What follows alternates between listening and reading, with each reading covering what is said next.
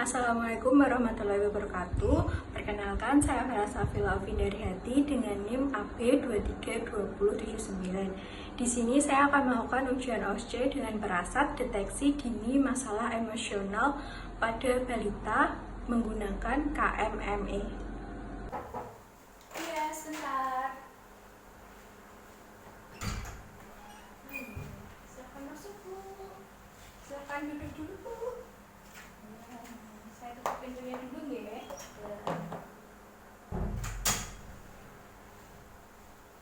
Silakan, Bu, duduk dengan nyaman. Sebelumnya perkenalkan, Bu, saya Bidan Vera. Ada yang bisa saya bantu, Ibu? Ya, mau memeriksakan anak saya. Oh, nggih, mau periksa nggih, Bu, guys. Sebelumnya ini dengan adik siapa? Adik Dani, Nggih, adik di. Usianya berapa, Ibu? 48 bulan. 48 bulan ya, Bu, ya, adik ini. Tadi udah periksa di depan nggih, Bu?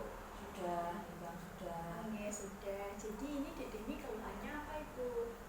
Anak saya tuh tiba-tiba sering emosi, marah-marah sendiri. Kayak gitu. tantrum gitu, Bu. Iya. Oke. Kalau begitu, Bu, nanti ini saya deteksi dulu ya, Bu, mengenai masalah mental emosional Dede ini. Jadi nanti saya ada beberapa daftar pertanyaan yang saya ajukan kepada Ibu.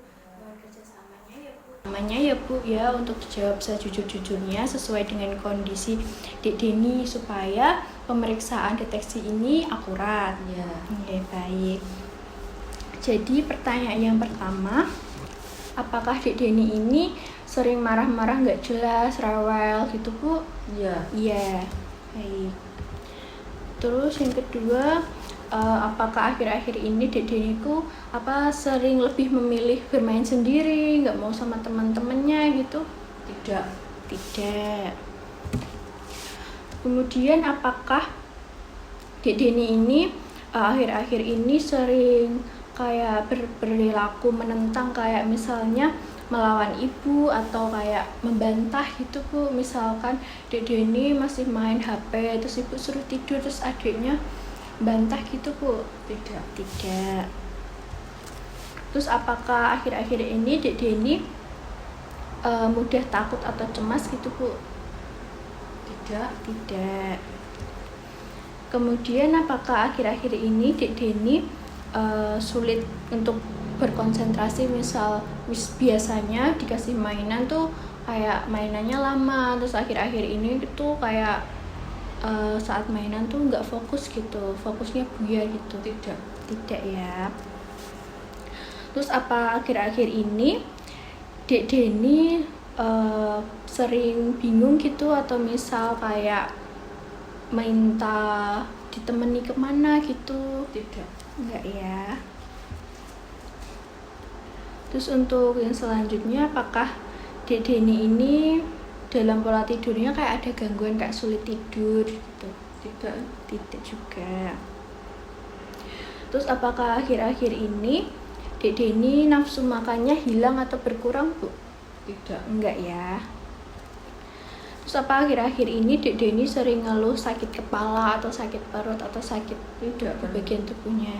Enggak. Terus apakah akhir-akhir ini Dek Deni tuh mudah sedih, mudah putus asa, mudah kayak kecewa gitu? Tidak. Enggak ya. Kalau misal Dek Deni kesulitan, misalnya lagi gambar, kesulitan menggambar gitu, Dek Deni kayak pasrah, kayak stres, minta tolong sama ibu? Enggak ya. Terus apakah akhir-akhir ini kayak Dek Deni menunjukkan kemunduran kemampuan, misal Dek Deni udah bisa ke kamar mandi sendiri, udah bisa pipis sendiri, tiba-tiba ngompol gitu? Tidak. Tidak. Apakah akhir-akhir ini Dek Deni cenderung kayak perbuatannya diulang-ulang gitu, misalkan kayak sering sering menghisap jempol atau apa gitu? Tidak ya. Akhir-akhir ini Dek Deni berperilaku kayak ingin menang sendiri atau merusak benda-benda di rumah nggak Bu? Nggak ya. Baik Ibu, ini setelah saya lakukan beberapa pertanyaan yang saya ajukan kepada Ibu, ada 12 pertanyaan tadi ya Bu ya, terdapat satu jawaban yang iya. Yang jawabannya ini tadi terkait adik Denny sering marah-marah tanpa sebab ya Bu, rewel gitu, banyak menangisnya, tantrum. Nah ini kalau ada satu jawaban ya, belum disarankan untuk ada penanganan khusus, masih dikatakan normal. Jadi coba Ibu nanti di rumah introspeksi, apakah selama akhir-akhir ini saat mengasuh Dek Denny itu Dek Denny merasa perhatiannya kurang, mungkin Ibu sibuk dengan pekerjaannya, atau mungkin Ibu dan suami kurang memperhatikan Dek Denny, kurang menemani Dek Denny saat main. Jadi Dek Denny merasa sendirian, kayak orang tuaku udah nggak sayang nih sama aku itu. Jadi perilaku Dek Denny yang sering marah, sering tantrum itu tuh buat narik perhatian dari orang tuanya. Jadi nanti di rumah saling introspeksi, apakah pola asuh akhir-akhir ini ada yang salah ya atau gimana gitu ya. Okay? Jadi ini untuk pemeriksaan Dek Denny masih dikatakan normal.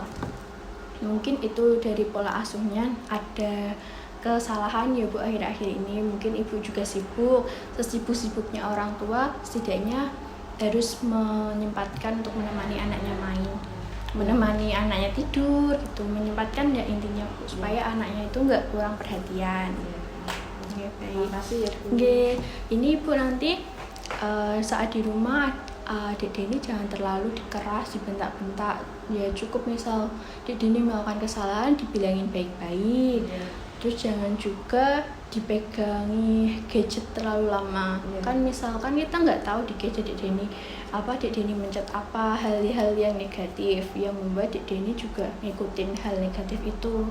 Soalnya usia Dek Denny ini masih labil, jadi kayak masih sensitif juga anaknya ya Bu ya.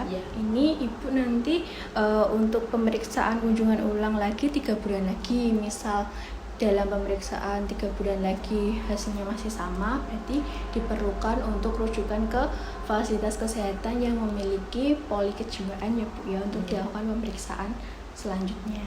Ada yang ditanyakan lagi Bu? Sudah.